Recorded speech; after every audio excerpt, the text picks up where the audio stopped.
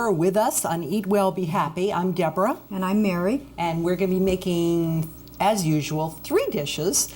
Mary and I are going to be making things that go way back. 24 years. Tahini is, I think, the first recipe you had me do on my own. Really? And today we're going to be doing it a little differently, too. We're going to be adding a little cocoa powder and a little chocolate. You've always been progressive. I'm so glad that she thinks that way about me. All right, so Mary's going to do the tahini keys, which require a strong arm. Do you want me to hold the recipe and I'll just double check, make sure you're not cheating? We're going to use whole tahini, which you have already measured out. So this is just to show you the whole tahini case. And we're using the whole tahini because you're worth the extra calcium, you're worth the extra magnesium. It's a little stronger, tasty, a little bitter, but really worth it.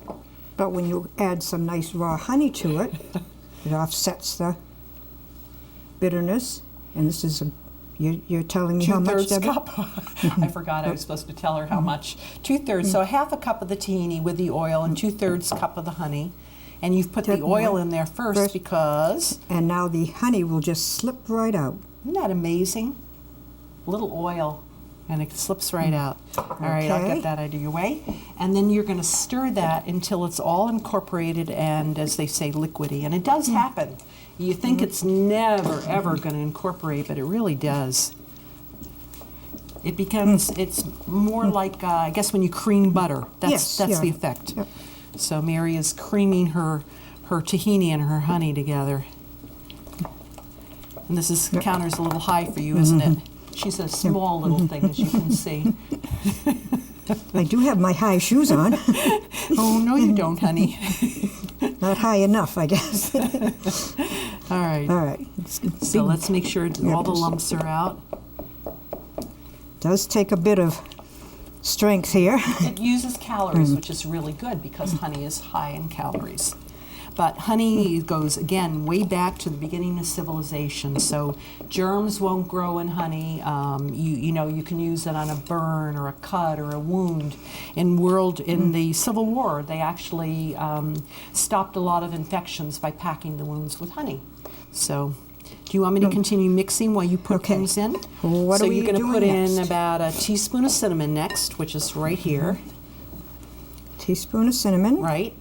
And I can't remember. Oh, yes. So then, in the olden days, the only other thing we would do is add rolled oats, but we decided to make it a little chocolatey. Chocolatey. So we're going to add about with chocolate. 2 teaspoons or 2 tablespoons of cocoa powder. And again, you don't want to use a Dutch process. You want to use the real deal in the cocoa powder. That has been sustainably grown and processed. And then we're going to add about 2 to 3 cups of oats. And I get so confused. I've always thought oats have gluten. Oats have gluten, right? They should have gluten. They're supposed to have gluten. How did they get the gluten out? Well, so these gluten-free oats, I think, really do have gluten, but the gluten in those seems to be okay for a lot of people who have gluten sensitivities. And what makes these gluten-free is that they segregate the fields from things like wheat or rye, and they process them in a facility that doesn't process anything but these particular special oats. So we're going to put in about 2 cups of rolled oats. And you can see this will fast become an arm exercise. Go right ahead. All right. Lay it on. That should do it. All right. So it says 2 to 3 cups, but should we stick at 2 or should we put in another half? 1/2. How about that? We'll go half. All right, we'll go half. And these are a thick rolled oats, so they're a little chewier than an instant oat. But I always think you want the better to be. I want to say this, but it's not going to come out right. You want to be closer to being whole. The closer you are to being whole, the more nutrients you're getting. So anytime something is sliced a little bit more finely, like a fine rolled oat or an instant rolled oat, you're losing something of the integrity of the plant or the food. All right, and then to make these chocolatey, we're going to add a cup of chocolate chips, an organic chocolate chip. She doesn't think she's ready yet. All All right. of them? All of them. By gum. And then let me find you a little 1/4 cup measure. Here we go. That's from that. Almost. To me, that looks like you can eat it now. I mean, I don't need this cooked. I don't know about you, but this in a glass of milk, and I'm a happy camper. All right, we have a greased cookie sheet. Right? And so we're just going to put them on by 1/4 cupfuls. Okay. And these do spread a little bit, so we'll flatten them. See how perfectly they come? You could use I know that our kitchen uses, what do they call those little Ice cream scoop. Ice cream scoops, different sizes, that will take the batter out very easily. But this little This is greased working. cup is just perfect too. And we're going to probably make about 12 cookies, which is as much as we can get onto this cookie sheet. And I'm going to wet my hands so we can start patting them down.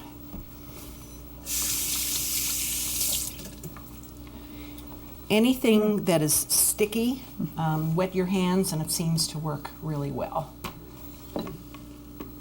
I'm in your way. You zig, I'll zag. And you look at these, and some of them look like they have way too many chocolate chips. But could you ever have too many chocolate chips? I don't know. No, So tell me, do all your grandkids eat this way now? not all, I will say. Being honest, I'll have to say not all. Some, but not all. But when you cook this way, will they eat it? Some things, yes. They don't. You can't tell the difference in most of our stuff. Isn't that true? I don't know. I think it's wonderful. So this is a hearty whole grain cookie. So would they eat something like this? They used to eat the ones that we did originally, yes, All right, so they probably like these even better. because of the chocolate. Yeah, and what we didn't do is add a pinch of salt, which even though a recipe doesn't call for it, I usually add a pinch of salt just because it seems to bring everything out a little better, doesn't it? Now my hands are getting sticky again, so I probably should wet them.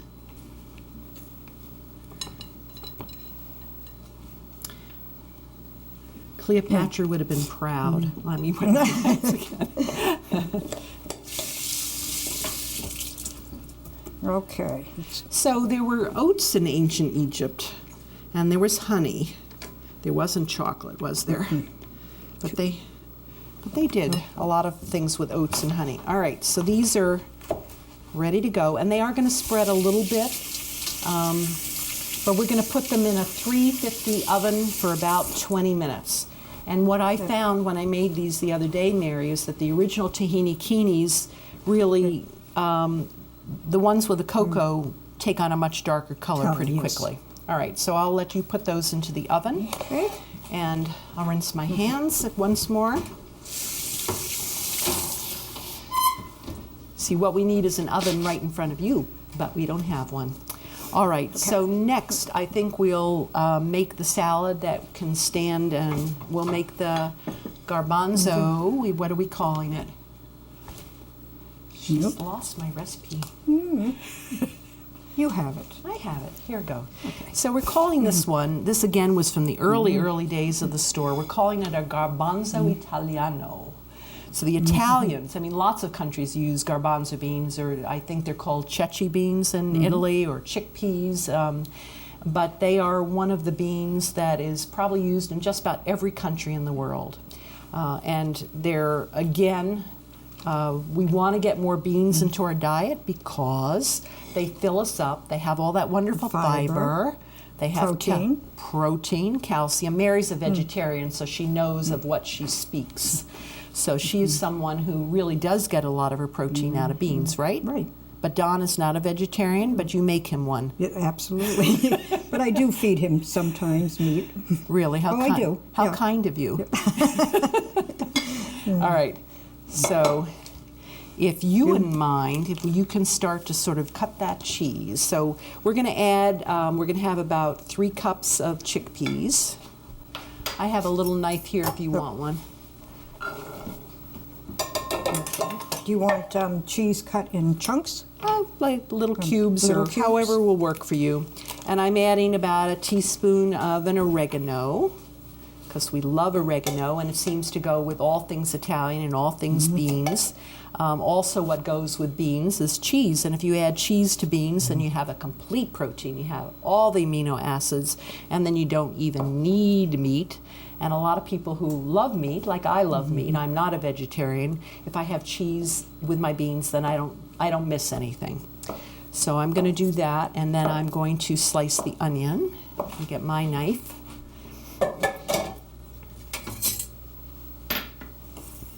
Are you ready to have the cheese put in? Yep, we can put it in helter skelter. All right, so 2 stalks of celery. And I'll just cut the ends off and cut the ends off here. Into the compost bucket.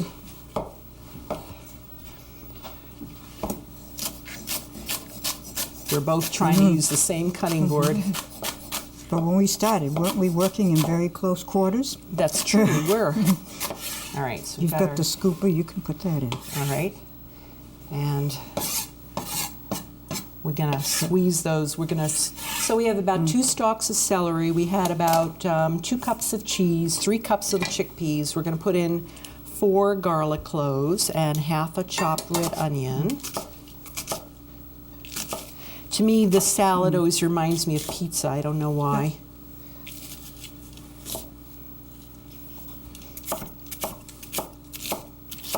Thank God, the end of the garlic. We've done it. No garlic anymore today. As much as I love it. Okay. All right. And, thank you.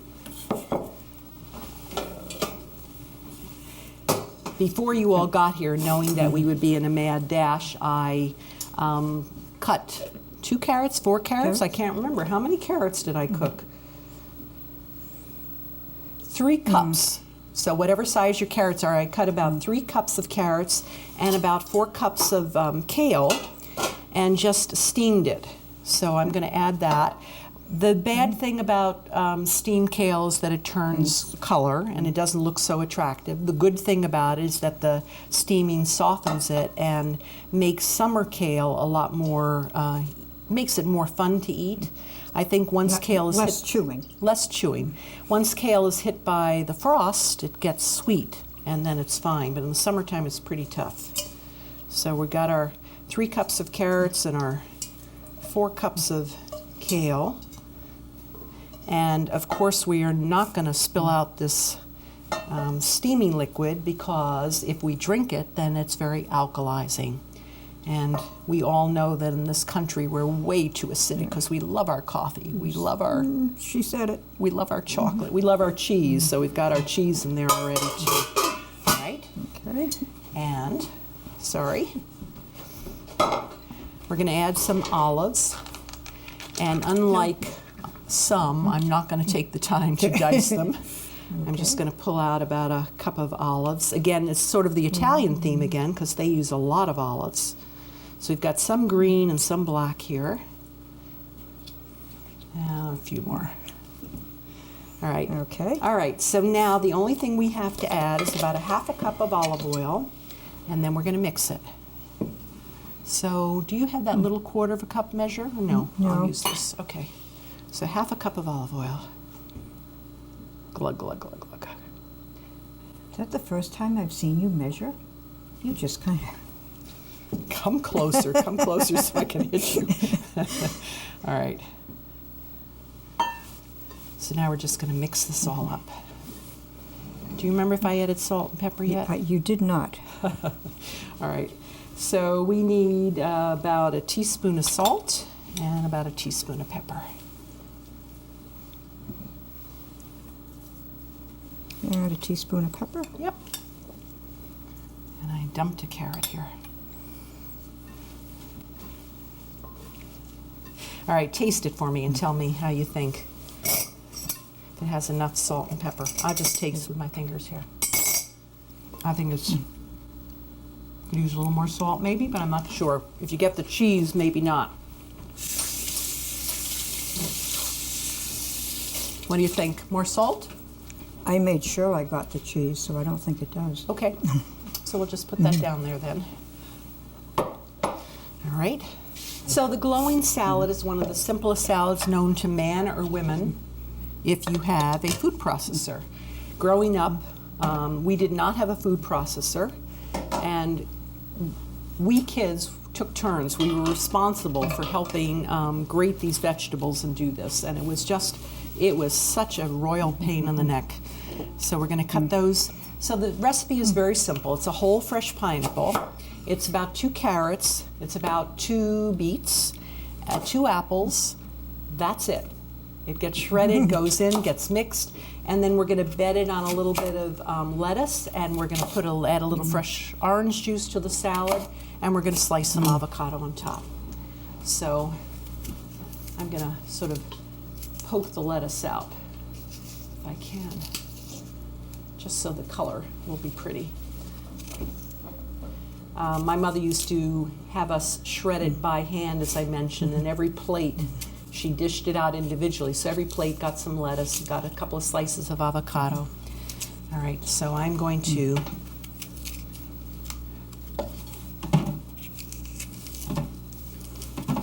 I was taking ones with the pits. I was too fast. Let's see. Okay. So we got a whole beet.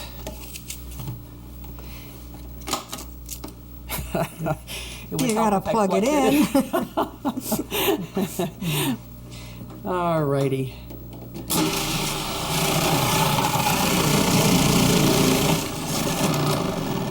Of course, they say the harder something is, the harder you want to press down on it. And we've chosen to do the salad because not only because it's raw, it's a nice change from some other things, but also because of all the health benefits of the different foods. So beets, for instance, are really great for making beautiful skin. They're great for cleansing. Yep. We forgot the cookies in the oven, Mary. Do you want to take those cookies? We forgot.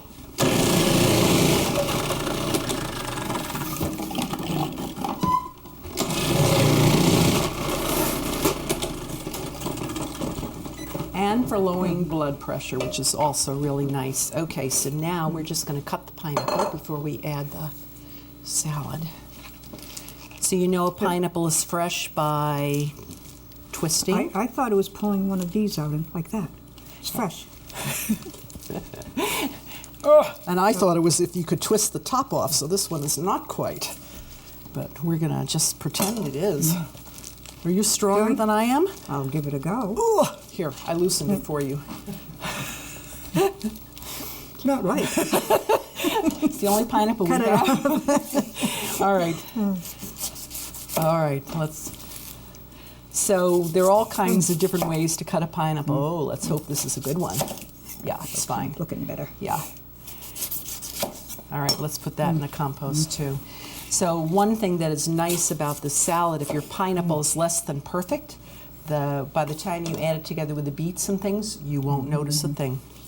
So we're just gonna cut it, and we'll cut the cores out.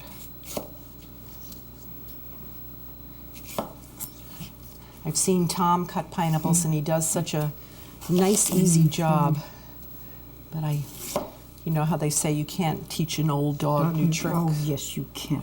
All right, let's move those out of our way. Can I tell them about the time I ate pineapple every day for 3 months and got rid of my carpal tunnel problems? Yes, tell us. That's the truth. I did. So how much did you eat? You had to have a quarter of a pineapple a day, and by the second, third week, I was really like finding it more difficult to do, but it really did. It wasn't really carpal tunnel. It was repetitive motion pain from working at Deborah's, and it really did, because there's the bromelain in it. Yeah, it's that enzyme that works on inflammation. Do you still take bromelain or turmeric, any of those things? I take turmeric, but not bromelain. So I'm glad you mentioned that because, yes, the slippery stuff, when you are cutting a pineapple here, it's that slippery stuff, which is the enzyme, which does work on digesting inflammation or digesting food. So if you have a heavy meal and you have some fresh pineapple, that goes a long way towards helping. And I'm trimming this pineapple pretty aggressively because it's not the most beautiful one I've ever seen. There we go. That should do it. All right. So we're just gonna. Oh, I can't use your knife. Oh, you're so You cut that. accustomed. Yeah, you can't use that at all.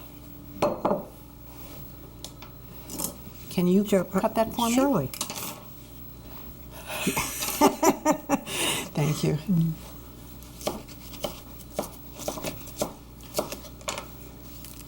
And I'm going to get my little handy dandy orange squeezer, which I forgot.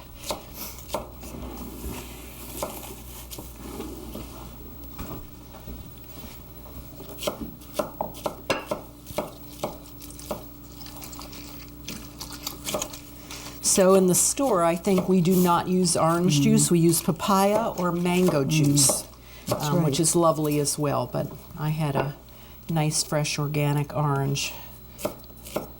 So that's what I'm using. Oh, I got picked despite my best efforts. All right, we can Okay, put the just put pineapple in that the in. bowl. Yep.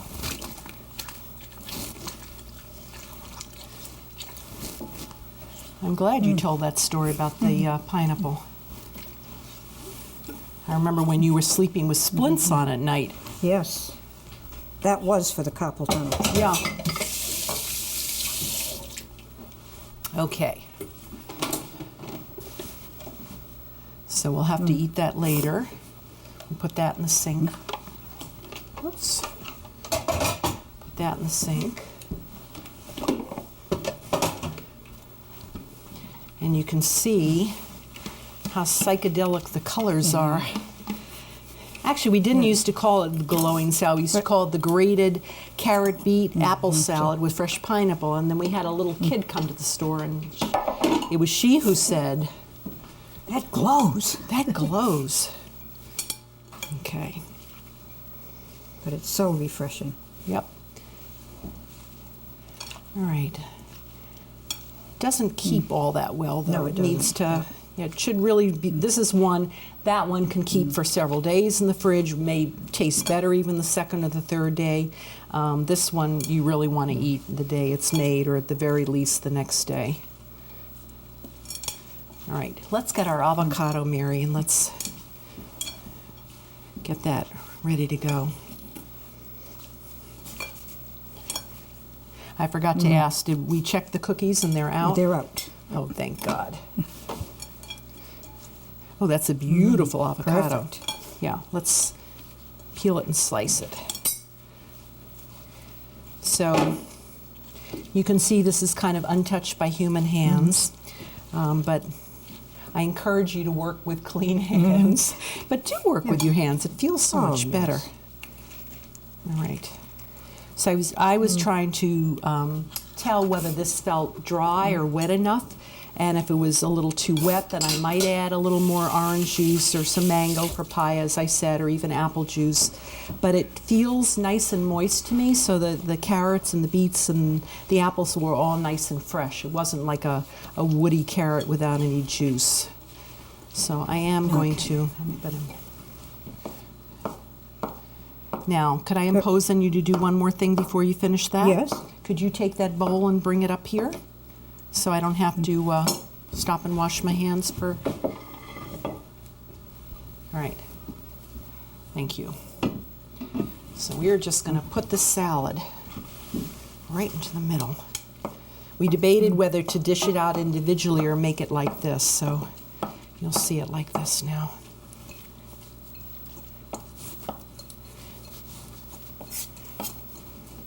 So we mentioned beets being helpful for making beautiful skin, and that's because they cleanse. They really are a great detox, but they also enrich the blood. So if you're anemic, this is a great vegetable for you to learn to love.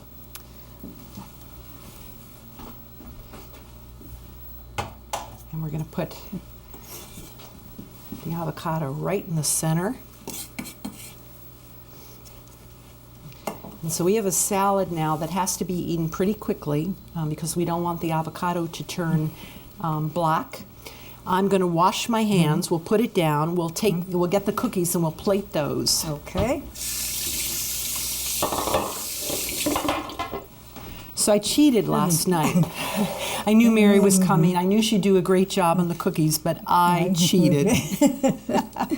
So you can see mine are a little overcooked. I can't remember whether But they look crunchy. That'd be wonderful. They are crunchy. And chocolatey. And chocolate, and they need to go with some ice cream or something like that. And these, as you can see, are still a little too soft, a little too tender for us to get. You can see that they need to sit probably for about another 5 minutes, wouldn't you say? I would say. All right, so we won't dish them. Well, that one is just about. So you want them to cool for about 5 or 10 minutes on this, and then dish them out on a tray. And you want them not quite as brown as this. But this one, I'm wondering if this is completely done, because I don't see these chocolate chips melting. What do you think? That's true. Shall we put them back in? I think we're going to put them back in, and we'll just pretend that these are the ones we made for you today, and you'll just have to get over it.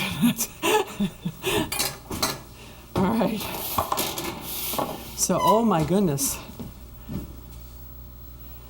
I think it may be just warm enough, Mary, if we just leave them in there. Wouldn't you think? All right. So, oh my God, was there something we forgot to say? I don't know. So from Deborah, Mary? we've had a great time. We've made our old-fashioned glowing salad that will make your skin beautiful, will make your blood energetic, like a bull. And we've made the garbanzo Italiano with cheese in case you're missing that meat. So maybe tonight cheese will satisfy you. And to finish off the meal, we've done a tahini kini with some cocoa powder and some chocolate chips. So come visit us again soon. Tell Mary you want her back in the kitchen. And that's it. Thank you for joining us. Bye. Thank you.